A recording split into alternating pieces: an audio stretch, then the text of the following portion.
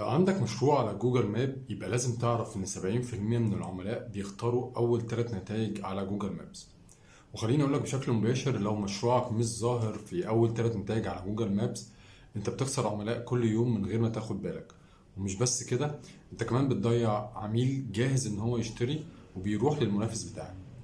المشكلة مش في الخدمة أو المنتج اللي أنت بتقدمه، المشكلة في إنك مش ظاهر في المكان اللي العملاء بيدوروا فيه.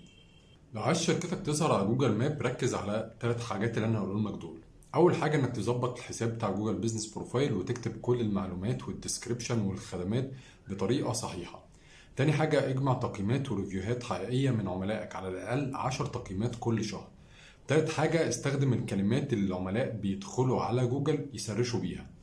مهتم تظهر قدام العملاء على جوجل مابس؟ ابعت لي رسالة وخلينا نشوف وضعك الحالي. انا هعمل لك تحليل فور فري او مجاني ونشوف الوضع الحالي بتاعك على جوجل مابس. ما تنساش تعمل فولو لو انت عايز تتعلم عن التسويق والمبيعات.